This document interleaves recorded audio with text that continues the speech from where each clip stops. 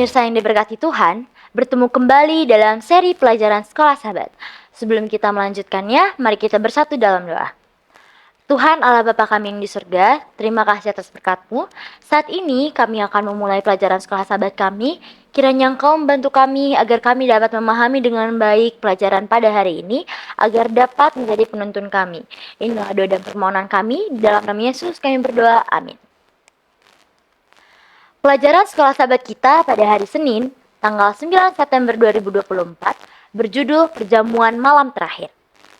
Bacalah Markus 14 ayat 22-31 dan Keluaran 24 ayat 8. Markus 14 ayat 22-31 berkata, "Dan ketika Yesus dan murid-muridnya sedang makan, Yesus mengambil roti, mengucap berkat, memecah-mecahkannya, lalu memberikannya kepada mereka dan berkata, 'Ambillah, inilah tubuhku.'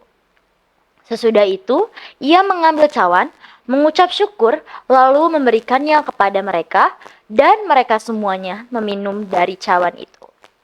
Dan ia berkata kepada mereka, 'Inilah darahku, darah perjanjian yang ditumpahkan bagi banyak orang. Aku berkata kepadamu, sesungguhnya aku tidak akan minum lagi hasil pokok anggur sampai pada hari aku meminumnya, yaitu yang baru dalam kerajaan Allah.' Sesudah mereka menyanyikan nyanyian pujian, pergilah mereka ke Bukit Zaitun. Lalu Yesus berkata kepada mereka, 'Kamu semua akan tergoncang imanmu. Sebab ada tertulis, aku akan memukul gembala dan domba-domba itu akan tercerai-berai. Akan tetapi, sesudah aku bangkit, aku akan mendahului kamu ke Galilea.' Kata Petrus kepadanya, 'Biarpun mereka semua tergoncang imannya, aku tidak.' Lalu kata Yesus kepadanya, 'Aku berkata kepadamu, sesungguhnya pada hari ini, malam ini juga, sebelum ayam berkokok 2 kali, engkau telah menyangkal aku 3 kali.' Tetapi dengan lebih bersungguh-sungguh, Petrus berkata, 'Sekalipun aku harus mati bersama-sama engkau, aku takkan menyangkal engkau.'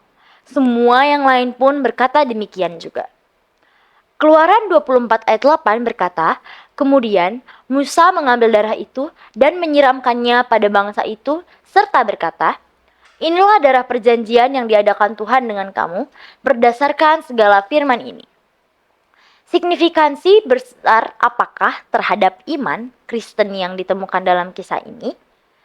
Markus 14 ayat 12 mencatat bahwa ini adalah hari pertama roti tidak beragi, saat domba Paskah dikorbankan. Perjamuan makannya adalah pada hari Kamis malam, pada perjamuan terakhir. Yesus meresmikan sebuah upacara peringatan baru. Ini merupakan satu transisi dari perayaan Paskah Yahudi dan terkait langsung dengan keluarga Israel dari Mesir dan menjadi umat perjanjian Allah di Sinai. Dalam pemeteraian perjanjian, dalam Keluaran 24 ayat 8, Musa memercikan bangsa itu dengan darah korban dan berkata, 'Inilah darah perjanjian yang diadakan Tuhan dengan kamu, berdasarkan segala firman ini.' Sungguh mengejutkan bahwa dalam perjamuan Tuhan yang Yesus mulaikan di sini, tidak ada penggunaan daging domba dalam perjamuan Paskah. Itu karena Yesus adalah anak domba Allah, bandingkan dengan Yohanes 1 ayat 29. Roti perjamuan Tuhan melambangkan tubuhnya. Perjanjian baru, bandingkan dengan Yeremia 31 ayat 31-34, dimateraikan dengan darah Yesus dan cawan melambangkan hal ini. Dia berkata, 'Inilah darahku, darah perjanjian yang ditumpahkan bagi banyak orang.' Kemudian, di tengah semua ini, Yesus menubuatkan bahwa semua muridnya akan meninggalkan dia. Dia mengutip Zakaria 13 ayat 7 yang berbicara tentang pedang yang memukul gembala sehingga domba-dombanya tercerai-berai. Yesus adalah sang gembala itu, dan murid-muridnya adalah domba-dombanya. Ini adalah pekabaran yang kejam dan menyedihkan. Namun, Yesus menambahkan kata pengharapan, mengulangi nubuatan kebangkitannya. Namun dia menambahkan bahwa dia akan pergi mendahului para murid ke Galilea.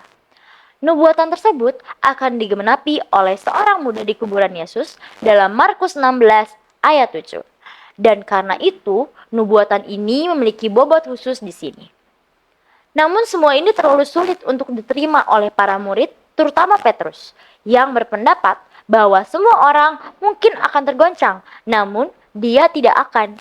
Bagaimanapun, Yesus melanjutkan dengan bahasa yang hikmat dan menubuatkan bahwa Petrus akan menyangkal dia 3 kali sebelum ayam berkokok 2 kali. Nubuatan ini akan memainkan peranan penting.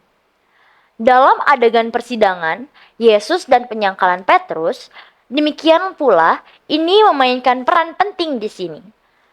Apakah yang dapat Anda pelajari dari waktu-waktu ketika Anda berjanji kepada Allah? Bahwa Anda akan atau tidak akan melakukan sesuatu dan akhirnya tetap melakukan atau tidak melakukannya? Tuhan memberkati. Mari kita kembali bersatu dalam doa. Tuhan Allah Bapa kami yang bertata di dalam kerajaan surga, puji syukur kami panjatkan kepadamu atas berkat-Mu kepada kami. Saat ini kami telah selesai mendengarkan pelajaran sekolah sahabat ini. Kiranya Engkau menuntun kami agar kiranya apapun yang sudah kami pelajari dapat kami terapkan dalam kehidupan kami sehari-hari. Bantu kami agar dapat mengerti lebih baik hari demi hari, dan kami akan menyerahkan hidup kami ke dalam tangan-Mu. Inilah doa dan permohonan kami, di dalam nama Yesus kami berdoa, amin.